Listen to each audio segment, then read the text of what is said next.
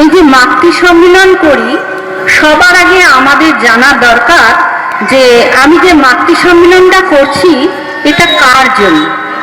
আমি নিজে মনে করি আমি যে মাতৃ সম্মিলন করছি এটা আমার জন্য। কারণ মাতৃ সম্মিলনে মায়েদের কেমন ভাবে বসতে হবে, কেমন ভাবে কথা বলতে হবে, এগুলো কিন্তু আমাদের আগে জানা দরকার।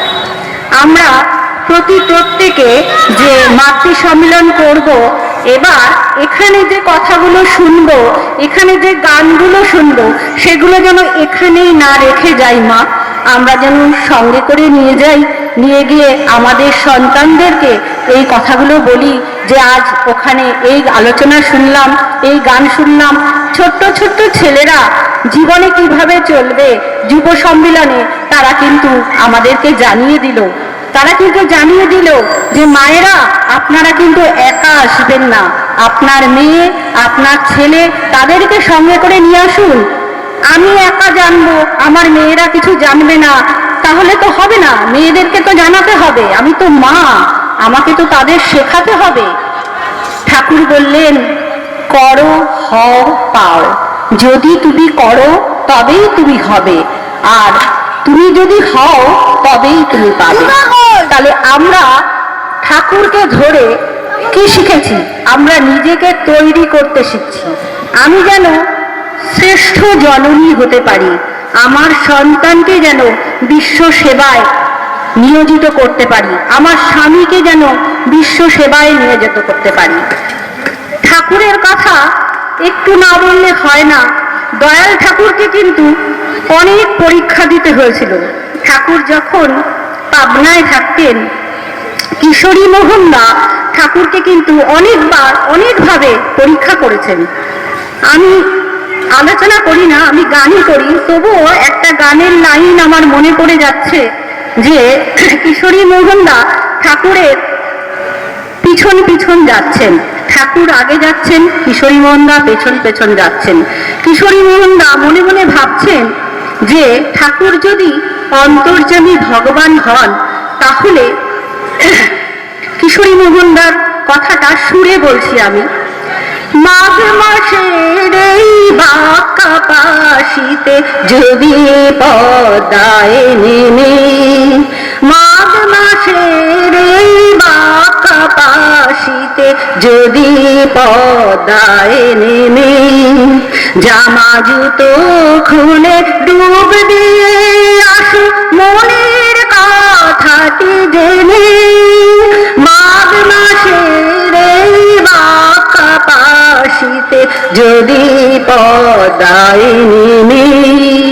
কিশোরী মোহনদা চাইছিলেন যে ঠাকুর যদি ওই মাঘ মাসের বাঁকা পাশিতে পদ্মায় নেমে যদি ডুব দিয়ে আসেন, তাহলে আমি বুঝবো যে তিনি অন্তর্যামী ভগবান। দয়াল ঠাকুর চতুর চোরামণি, তিনি তো অন্তর্যামী। তিনি বললেন, কিশোরীদা আমি বুঝি কুমারালেন, দাঁড়ান একবার ডুব দিয়ে আসি, আমি বুঝি কুমারালেন। দেখুন অন্তর্যামী ভগবান কি করে ভক্তের কাছে ধরা দেন। তিনি বললেন যে আমি বুঝি গু মারিয়েছি, তাই ডুব দিয়ে আসি পদ্মার জলে। শ্রী শ্রী ঠাকুর পদ্মার জলে ডুব দিয়ে আসলেন, আবারও হাঁটছেন। কিশোরী মোহনের বিশ্বাস হয়নি, মানুষ তো বিশ্বাস করতে পারেনি। সে মনে মনে ভাবছে ঠাকুর বুঝি সত্যি সত্যি গু মারিয়েছেন, এই জন্যই তিনি ডুব দিয়েছেন পদ্মার জলে। ঠাকুর আরো কিছুক্ষণ হেঁটে গিয়ে বললেন, ও কিশোরীদা, আপনি কি আমাকে নিউমোনিয়া করে মারবেন এই ঠান্ডায়? তখন কিশোরীদার স্তম্ভিত ফিরে এলো। তিনি ঠাকুরের চরণে লুটিয়ে পড়ে বললেন, দয়াল দয়াল, তুমি আমাকে ক্ষমা করো, আমি তোমাকে পরীক্ষা করতে চেয়েছি, আমার বড় অপরাধ হয়েছে। এরকম অনেক ঘটনা আছে, আমরা লীলা কীর্তনের মাধ্যমে, বিভিন্ন গানের মাধ্যমে আমরা প্রকাশ করি, যাতে মানুষ জানতে পারে দয়াল ঠাকুর কি। আর শ্রী শ্রী বড়মা, তিনি তো ঠাকুরের লীলা সঙ্গিনী, তিনি যে প্রতি পদক্ষেপে তিনি পরিচয় দিয়েছেন যে তিনি ঠাকুরের লীলা সঙ্গিনী।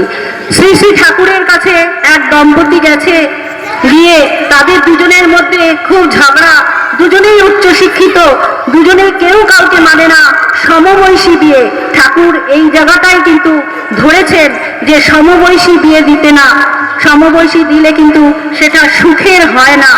বাচ্চারা একটু চুপ করো। সমবয়সী বিয়ে হলে কিন্তু সেই বিয়ে টেকে না। আজকে আমাদের সমাজে ডিভোর্সের পর ডিভোর্স হয়ে যাচ্ছে, তার একটাই কারণ বিয়ের ভুল। ঠাকুর বললেন উন্নয়ন আর সুপ্রজনন এই তো বিয়ের মূল, যেমন তরণ করে বিয়ে করিস না কবুল। তাই সেই বিয়েটা যদি আমাদের ঠিকঠাক মতো না থাকে তাহলে কিন্তু আমরা স্বামীকে শ্রদ্ধা করতে পারি না। ঠাকুর বললেন স্বামীকে তোমার বন্ধু ভাবিয়া ভুল করো না। আমরা কিন্তু আজকাল স্বামীকে বন্ধু ভাবি এবং স্বামীকে নাম ধরে ডাকি। যে সমস্ত মায়েরা উচ্চশিক্ষিত, আমি সবার কথা বলছি না, অনেকেই আছেন, আমার পরিচিতর মধ্যেও আছেন, আমি কল্যাণীতে থাকি, কলকাতার অনেক শিক্ষিত হাই এডুকেটেড পার্সন, ওখানে অনেকেই স্বামীকে নাম ধরে ডাকেন। এটা কিন্তু ঠাকুর চাননি। তাহলে তার ছেলে কি করে বাবাকে শ্রদ্ধা করবে? মা যদি শ্রদ্ধা না করে তাহলে ছেলে কি করে শ্রদ্ধা করবে? করতে পারবে না তো। ছেলেকে শ্রদ্ধা করাতে হলে আগে মাকে শ্রদ্ধা করতে হবে, স্বামীকে, তবে তো ছেলে শ্রদ্ধা করবে। ঠাকুর বাড়িতে এক মা গেছেন, গিয়ে ঠাকুরকে বলছেন, ঠাকুরের সামনে নিয়ে গিয়ে ছেলেকে মাথাটা ঘেঁটিটা ধরে বলছে প্রণাম কর, প্রণাম কর, ইনি আমাদের ঠাকুর। ঠাকুর বলছেন মা তুমি আগে প্রণাম করো, তারপর তো তোমার ছেলে প্রণাম করবে। এই যে কথাটা বলতে গিয়ে অন্য কথায় চলে গেলাম। ঠাকুরের কাছে দুই দম্পতি গেছে, খুব ঝগড়া, দুজনা ডিভোর্স করবে। ঠাকুরকে বলছে ঠাকুর আমি ওর সঙ্গে আর থাকবো না, আমি ডিভোর্স চাই। দাদাও বলছে, মাও বলছেন। ঠাকুর ওনাদের কথা পাত্তাই দিলেন না। একজন দাদাকে বললেন এই যা তো বড় বউকে ডাকা, তো বড় বউকে বল আমি এখনই ডাকছি। সেই দাদা গেলেন, বড় মাকে ডেকে নিয়ে আসলেন। বড় মা আসলেন, বড় মাকে বললেন বড় বউ তুমি হেরিকানটা নিয়ে আসো তো। বড় মা সঙ্গে সঙ্গে কোনো কথা না বলে হেরিকানটা নিয়ে আসলেন। না আসার পরে ঠাকুর বললেন বড় বউ হেরিকানটা জ্বালাও। বড় মা হেরিকানটা জ্বালালেন। আমরা হলে কি বলতাম? আমরা হলে বলতাম আমি ভর দুপুর বেলা এখন হেরিকান জ্বালাবো, তোমার কি মাথা খারাপ হয়েছে? আমরা হলে এইটাই বলতাম। কিন্তু বড় মা কোনো উত্তর করলেন না, বড় মা হেরিকানটা জ্বালালেন। আবার ঠাকুর বললেন হেরিকানটা কমাতে, বড় মা হেরিকানটা কমালেন। আবার ঠাকুর বললেন হেরিকানটা বাড়াও, আবার হেরিকানটা বাড়ালেন। আবার কিছুক্ষণ পরে ঠাকুর বললেন তুমি হেরিকানটা এবার নিভিয়ে দাও। বড় মা নিভিয়ে দিলেন। ঠাকুর বললেন তুমি এবার চলে যাও। বড় মা চলে গেলেন। ওই যে দাদা আর মা ওখানে বসেছিলেন, শিক্ষিত মানুষ তো, তাদের বেশি বলতে লাগে না, অল্পতেই বুঝে যান। তাই তারা নিজেদের ভুল বুঝতে পারলেন, যে মাটি বুঝতে পারলেন যে আমাকে আমার স্বামীর কথা মেনে চলতে হবে। আমি তো আমার স্বামীর কথা মেনে চলি না। আমার স্বামী যদি বলে আজকে তুমি ওদিকে যেও না, আমি চলে যাই। আমার স্বামী যদি বলে আজকে তুমি ওটা করো না, আমি করি। তার মানেটা কি? ঠাকুর কি শেখালেন? ঠাকুর শেখালেন যে তুমি স্বামীর অনুগতা হও। আমরা প্রত্যেকে স্বামীর অনুগতা হওয়ার চেষ্টা করব। প্রতিটা মা যদি আমরা স্বামী অনুগতা না হই, আমার সন্তান কিন্তু আমাকে মানবে না।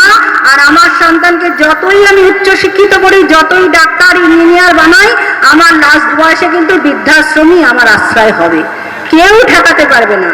তাই ঠাকুরকে ধরে আমরা যা যা করব, যা যা ঠাকুর বলেছেন সেগুলো যদি আমরা না করি তাহলে আমাদেরই ক্ষতি। যদি কোনোদিন সুযোগ পাই আপনাদের কাছে ঠাকুরের কথা বলার চেষ্টা করব। আপনারা সবাই ভালো থাকবেন এবং আমার এই মাইকের আওয়াজ যতদূর যাচ্ছে প্রত্যেকে যেন এই এলাকার প্রত্যেকে যেন ভালোবাসে। আর এখানে আমার মাতৃ সম্মেলনের মায়েরা যারা শাখা সিঁদুর করে ঘণ্টা দিয়ে এখানে এসছেন, তারা যেন প্রতি বছরই এইভাবেই আসতে পারেন। সকলের মঙ্গল কামনা করি। আপনারা সবাই ভালো থাকুন। জয় গুরু বন্দে পুরুষোত্তম।